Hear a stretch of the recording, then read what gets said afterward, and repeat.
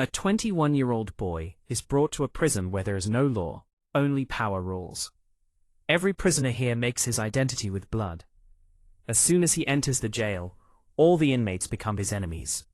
But little did they know that the boy they were messing with would turn out to be the father of them all. The story begins with a police van shown arriving. It carries some prisoners straight to a prison in China. This is no ordinary jail, only the most dangerous criminals are kept here. Any prisoner who appears weak in front of them is killed mercilessly. Today too some new prisoners are being brought in, including a 21-year-old young inmate named Riki. He was sent to this prison because he brutally murdered a man. Riki was sentenced to 10 years, but due to his young age, he had to serve only 5 years here. As soon as Riki passes through the metal detector, red alerts start going off. The guards stop him and begin checking him thoroughly. Even after a full search, they find nothing on him. Yet the metal detector keeps beeping, indicating that some metal object is present on him. So the guards take him to an X-ray machine. As soon as the machine turns on, it reveals not 1, but 5 bullets lodged in his chest. The guards are shocked to see this. How can an ordinary person have 5 bullets stuck in his chest and still be standing perfectly fine and healthy? A guard asks him, "Why didn't you get these bullets removed?" Riki replies calmly, "These bullets are my power. That's why I didn't remove them." The jail is divided into 4 separate blocks, and each block is ruled by a dangerous prisoner who acts like its king. They do whatever they want and punish anyone they like. No one can even breathe in their area without their permission.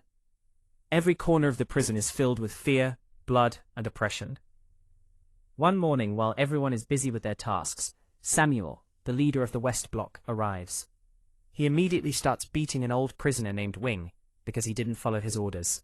Wing had spent his entire life in this prison and had no hope of ever getting out. He knew he wouldn't survive long among these cruel inmates. So he had secretly made a small toy for his son as a final gift. But Samuel snatches the toy. The old man begs for it back because he had made it with great effort for his son. Instead, Samuel smashes the toy on the old man's head, breaking it into pieces. He threatens him, "If you mess with me again, I'll kill you." The old man, fed up with the constant torture, feels a fire of revenge ignite in his heart. He picks up a broken piece of the toy and charges at Samuel. But Samuel's henchman trips him, and Samuel smashes the toy piece into his mouth. The old man falls, writhing in pain. His agonizing screams bring a guard, but instead of helping, the guard tells them to beat him more and leaves. Samuel and his men walk away arrogantly. Suddenly, Riki appears and kicks Samuel's leg so hard that Samuel's face slams straight into a pile of sharp nails. The nails pierce through his eye, blinding him in one eye. When Samuel's henchman tries to attack Riki, one glare from Riki is enough to fill him with terror, and all 3 of them run away. Samuel survives but loses one eye. Now filled with rage for revenge, he decides he will kill Riki at any cost. His henchman suggests they need Matt Dragon, the most dangerous prisoner in the jail. Matt Dragon kills anyone in a single blow. He is currently locked in solitary confinement by the warden for brutally murdering a prisoner the previous day. Samuel makes a deal with a guard. The guard goes to Old Wing and tells him that his sentence has been increased. He now has to serve another 20 years. Hearing this, Wing collapses. He knows Samuel will torture him to death. He begs the guards for mercy, but they beat him and leave. That same night, unable to bear it anymore, Wing hangs himself. When Riki hears that the man whose life he saved has died, he is heartbroken. As the guards are taking away Wing's body, Riki stops them. Seeing the handcuffs on the dead man's hands, he tells the guards to remove them. When they don't, Riki easily breaks the strong handcuffs with his bare hands. The guards are stunned. Riki then places the repaired toy, which he had fixed, on Wing's body so he could have some peace. Seeing Wing dead breaks Riki's heart once again. The fire of revenge against Samuel burns stronger than ever.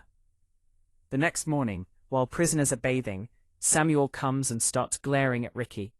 Suddenly, the giant prisoner Matt Dragon arrives and punches Riki in the face, sending him flying into a corner.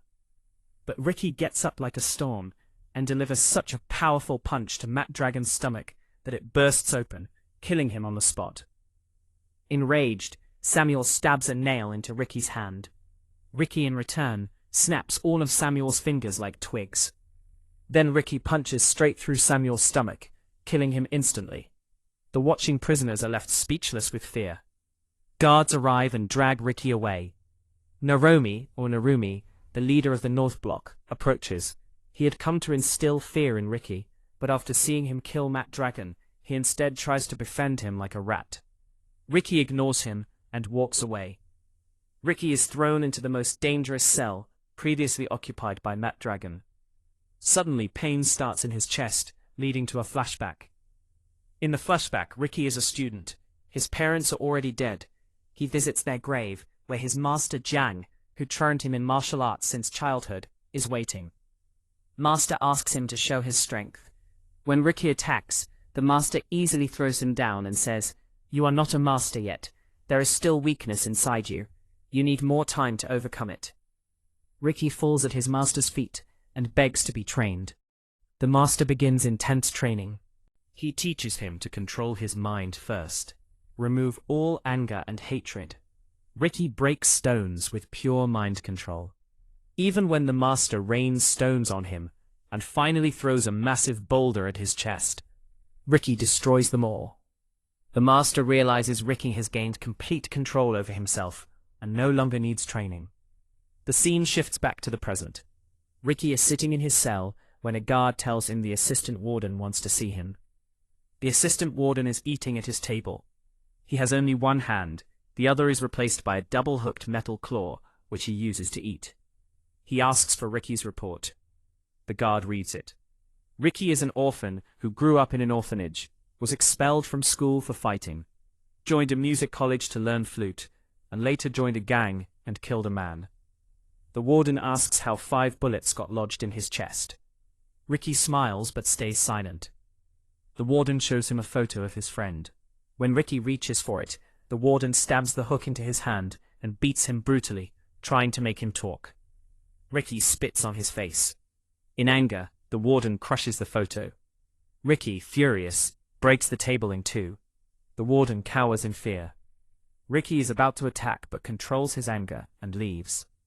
At night, Riki sits sadly in his cell, looking at the crushed photo of his friend Keko. They used to live happily together, but now his life has become like a dog's. To calm himself, he plays the flute they used to play together. A guard stops him and threatens to break the flute. The next day, Samuel's henchman is attacked by other prisoners seeking revenge for Wing's death.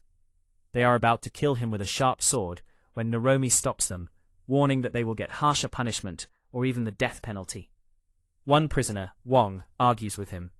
Enraged, Naromi cuts Wong's mouth in half with the sword. The warden, watching from above, is pleased and drags Wong's body away with a hook in his mouth. Later, the warden gives Naromi a weapon and orders him to kill Riki the same way. Naromi is hesitant but agrees. Naromi attacks Riki in the ground. A fierce fight breaks out. Naromi throws crushed glass into Riki's eyes, blinding him, and stabs his arm.